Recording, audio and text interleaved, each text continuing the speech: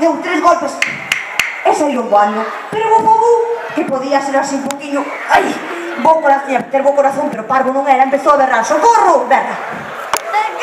Axuda! Por favor! E apareceu o irmán mediano de Bufabú. Que estás aí?